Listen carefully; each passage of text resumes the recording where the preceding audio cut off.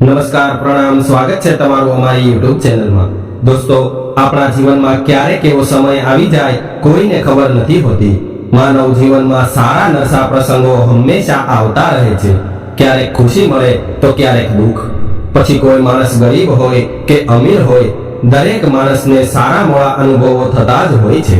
મિત્રો, આજે હું તમારી સાથે એક એવી કહાની શેર કરવા જઈ રહ્યો છું જે આવી જ એક મજબૂર માના જીવનમાં બનેલી સત્ય ઘટનાની કહાની છે અને આ સત્ય વાતને મેં અહીં કહાની સ્વરૂપે પ્રસ્તુત કરી છે। મિત્રો, અમદાવાદ જેવા મોટા શહેરની આ ઘટના છે। એક પરિવાર હતું, તેમાં ટોટલ 3 સભ્યો રહેતા હતા, મા, બાપ અને એક દીકરો। દીકરો 12મા ધોરણમાં ભણતો હતો। ઘરની સ્થિતિ સામાન્ય હતી। પિતાજી એક કાપડની મિલમાં નોકરી કરતા હતા। તેમને ગામડે 15 વીઘા જમીન હતી, તે બીજાને ખેતી કરવા આપી હતી અને તેના બદલામાં તેમને વર્ષના 30,000 રૂપિયા મળતા હતા અને પિતાજીનો પગાર 12,000 રૂપિયા હતો। સામાન્ય પણ સુખ અને શાંતિથી આ પરિવાર પોતાનું જીવન વ્યતીત કરી રહ્યું હતું। ધીરે ધીરે સમય પસાર થતો ગયો અને દીકરાને વિદેશમાં ભણવા જવાનો વિચાર આવ્યો। એટલે તેમણે પોતાની માને કહ્યું કે મારે વિદેશમાં ભણવા જવું છે। આ વાત સાંભળીને માં એકદમ ચોંકી ગઈ અને માએ કહ્યું, બેટા, તું અમારો એકનો એક દીકરો છો અને મેં તો એવું સાંભળ્યું છે કે વિદેશમાં જાય એ અહીં ક્યારેય પાછા નથી આવતા। ત્યારે દીકરો બોલ્યો, માં, તું તો સાવ ભોળી છે, એવું કાંઈ ન હોય। ભણવાનું પૂરું થાય એટલે હું પાછો આવતો રહીશ અને મોટી કંપનીમાં નોકરી કરીશ। પછી તો આપણે ખૂબ પૈસાવાળા થઈ જઈશું અને મારા પિતાજીને પણ કોઈ કામ નહીં કરવું પડે। તેમને નિવૃત્તિ મળી જશે અને આપણે ખૂબ સારું જીવન જીવી શકીશું। તે દિવસે સાંજે પિતાજી નોકરી ઉપરથી ઘરે આવ્યા એટલે માએ પિતાજીને બધી વાત કહી। એટલે તરત જ પિતાજી બોલ્યા કે આપણો દીકરો જીવનમાં કંઈક કરવા માંગે છે તો આપણે એના રસ્તામાં રૂકાવટ ન કરાય। તે ભણી ગણીને આગળ આવવા માંગે છે તો આપણે એને સપોર્ટ કરવો જોઈએ। પિતાજીએ દીકરાને બોલાવીને કહ્યું, બેટા, તું તારી વિદેશ જવાની તૈયારી કર અને મને કહેજે કે કેટલા રૂપિયાનો ખર્ચ થશે, હું રૂપિયાની વ્યવસ્થા કરું છું। દીકરાએ તરત જ કહ્યું, 20 લાખ રૂપિયાનો ખર્ચ થશે। પિતાજી તો એકદમ ચોંકી ગયા અને વિચારવા લાગ્યા કે 12,000ની નોકરીમાં ઘર માંડ ચલાવી શકું છું અને આ 20 લાખ રૂપિયા ક્યાંથી લાવવા? પણ બાપ તો બાપ હોય છે ને। પિતાજી તો મનમાં ને મનમાં વિચારવા લાગ્યા કે મારો એકનો એક દીકરો છે અને વિદેશમાં જઈને ભણવા અને આગળ વધવા માંગે છે તો એને ગમે એમ કરીને વિદેશમાં મોકલવો જ છે। તે રાત્રે પિતાજીને ઊંઘ નથી આવતી। તેઓ એક ધારા વિચાર કરવા લાગ્યા અને આખરે રસ્તો મળી ગયો। તેમણે વિચાર્યું કે આપણી બાપ દાદાની 15 વીઘા જમીન છે, તે વેચીને દીકરાને વિદેશ ભણવા મોકલી દઈએ। એટલે તેમણે જાહેરાત કરી કે અમારે આ જમીન તાત્કાલિક વેચવાની છે। ઉતાવળે જમીન વેચવાની હતી એટલે થોડા ઓછા ભાવમાં જમીન વેચાઈ ગઈ અને દીકરાને વિદેશમાં ભણવા જવાનું નક્કી થઈ ગયું અને દીકરાએ જવાની તૈયારી ચાલુ કરી દીધી। થોડા દિવસ બાદ વિદેશ જવાનો સમય આવી ગયો અને પોતાનો જરૂરિયાત મુજબ સામાન સાથે લઈને દીકરો ઘરેથી નીકળે છે। મા બાપને વંદન કરી અને દીકરો એરપોર્ટ જવા નીકળે છે। સાથે મા અને પિતાજી પણ જાય છે એરપોર્ટ સુધી મૂકવા માટે। રાત્રે 10 વાગ્યાની ફ્લાઇટ આવે છે અને દીકરો ત્યાંથી નીકળી જાય છે અને મા બાપની આંખોમાંથી આંસુ વહેવા લાગે છે। પણ આ આંસુ સુખના હતા કે દુઃખના એ હજુ મા બાપને પોતાને પણ ખબર નહોતી। એક બાજુ દીકરો વિદેશ ગયો અને પોતે એકલા થઈ ગયા એનું દુઃખ હતું અને બીજી બાજુ દીકરાનું ઉજ્જવળ ભવિષ્ય હતું। ત્યાંથી મા બાપ ઘરે આવે છે અને રોજની જેમ જીવન પસાર કરવા લાગે છે। થોડા દિવસ બાદ દીકરાનો ફોન આવ્યો અને કહેવા લાગ્યો કે માં, મને અહીંયા પાર્ટ ટાઈમ નોકરી મળી ગઈ છે। હવે હું એક ટાઈમ નોકરી કરીશ અને એક ટાઈમ ભણવા જઈશ। આ સાંભળીને માં ખૂબ રાજી થઈ અને સાંજે પોતાના પતિ ઘરે આવ્યા એટલે તરત જ કહેવા લાગી કે આપણા દીકરાને વિદેશમાં નોકરી મળી ગઈ છે અને હવે તે ત્યાં પણ રૂપિયા કમાવા લાગ્યો છે। હવે તમારે કામ નહીં કરવું પડે, આપણો દીકરો ત્યાંથી ખૂબ રૂપિયા કમાઈને અહીંયા મોકલશે। માં આવી બધી વાતો કરવા લાગે છે। મા બાપ બંને આજે ખૂબ ખુશ હતા। બંને રાજી રાજી થઈ ગયા અને માં તો દોડતી દોડતી દુકાનેથી ચોકલેટનું બોક્સ લઈ આવી અને મહોલ્લાના બાળકોને ચોકલેટ વેચવા લાગી કે મારા દીકરાને વિદેશમાં નોકરી મળી ગઈ, હવે મારે સાવ આરામ થઈ જશે અને દીકરો ખૂબ રૂપિયા કમાશે। પણ માની આ ખુશી ઝાઝા સમય માટે નહોતી ટકવાની એ આ માં કે બાપ કોઈને ખબર નહોતી. ધીરે ધીરે સમય વીતતો ગયો અને એક દિવસ પિતાજીની મિલમાં એક બોઇલરમાં બ્લાસ્ટ થયો અને તેમનું મરણ થયું. ત્યારે માં ઉપર આભ ફાટી પડ્યું. દીકરો વિદેશમાં ભણતો હતો અને અહીંયા આવી ભયાનક ઘટના બની ગઈ એટલે માને કંઈ સમજણ નહોતી પડતી કે હવે શું કરવું. ખૂબ કકળાટ કરવા લાગી, પરંતુ કુદરત આગળ કોઈનું કાંઈ ચાલતું નથી. એક સુખી પરિવાર આવી રીતે વેર વિખેર થઈ જશે એવું ક્યારેય સપનામાં પણ નહોતું વિચાર્યું. પિતાજીના અચાનક મરણના સમાચાર તેના દીકરાને મોકલ્યા, પણ દીકરો હજુ વિદેશમાં ગયો એને 1 મહિનો જ થયો હતો એટલે પાછું આવવું શક્ય નહોતું. જુઓ તો ખરા કેવી કરુણતા છે. દીકરો હોવા છતાંય પોતાના પિતાજીના અગ્નિ સંસ્કાર કરવા આવી શકતો નથી અને અહીંયા બધા સગાવાલા માને આશ્વાસન આપીને શાંત કરવાની કોશિશ કરે છે અને પિતાજીના અગ્નિ સંસ્કાર થાય છે. અને ધીરે ધીરે સમય વીતવા લાગે છે.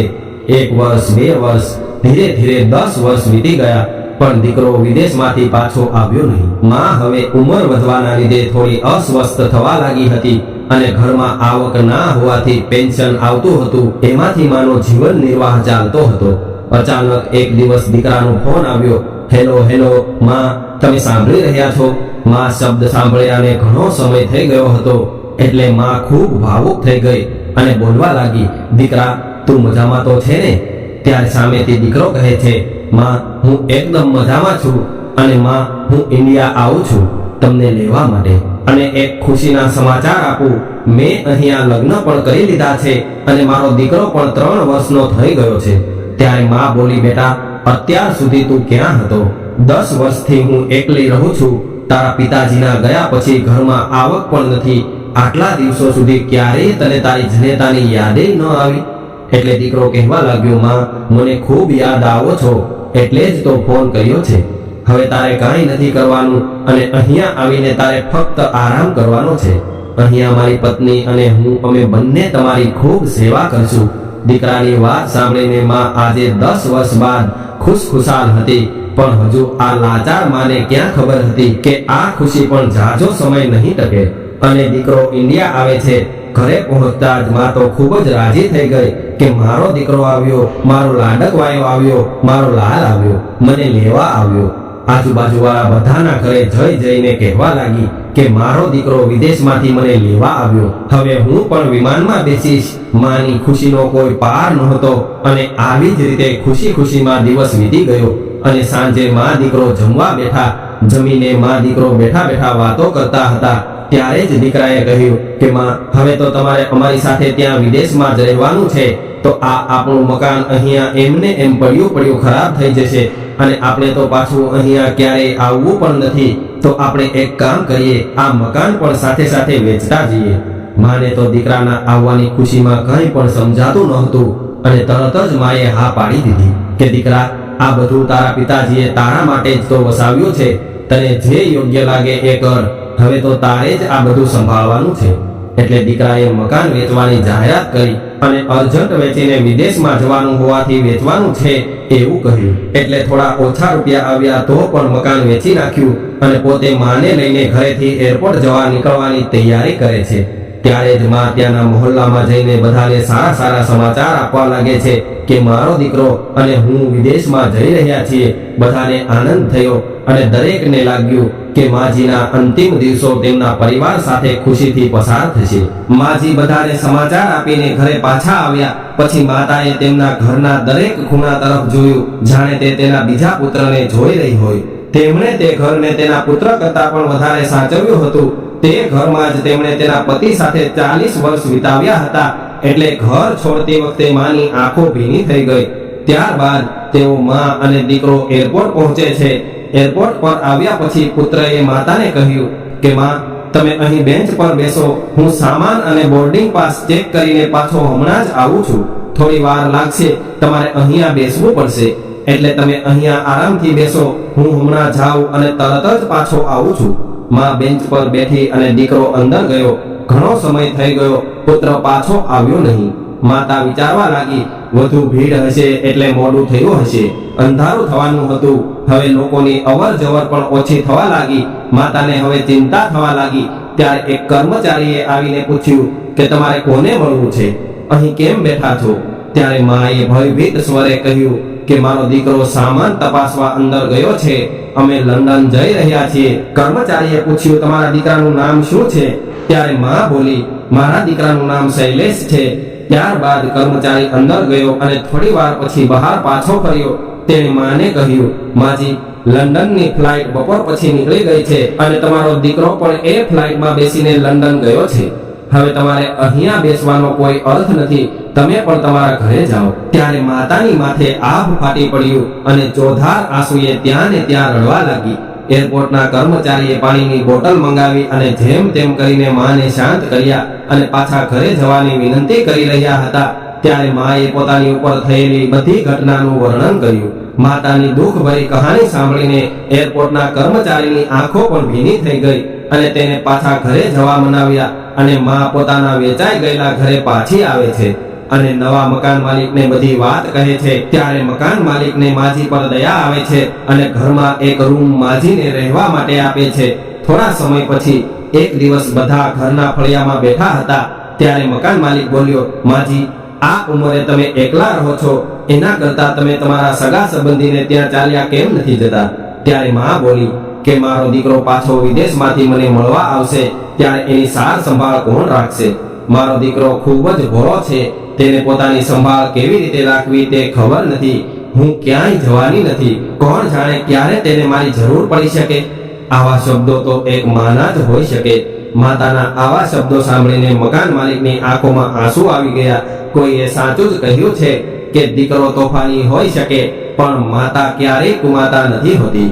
મિત્રો, હું તમને બધાને બે હાથ જોડીને વિનંતી કરું છું કે તમારા માતા પિતાની બને એટલી સેવા કરજો. તેમની સાથે ક્યારેય ગેરવર્તન ન કરવું જોઈએ અને વિદેશમાં ભણવા જવું હોય તો જવું જ જોઈએ, પણ આપણી સંસ્કૃતિ, આપણા સંસ્કાર ક્યારેય ન ભૂલવા જોઈએ. મિત્રો, અમારી આ સ્ટોરી કેવી લાગી કોમેન્ટમાં જણાવજો અને પસંદ આવી હોય તો વિડીયોને લાઈક, શેર અને ચેનલને સબસ્ક્રાઇબ જરૂરથી કરજો. જય શ્રી કૃષ્ણ.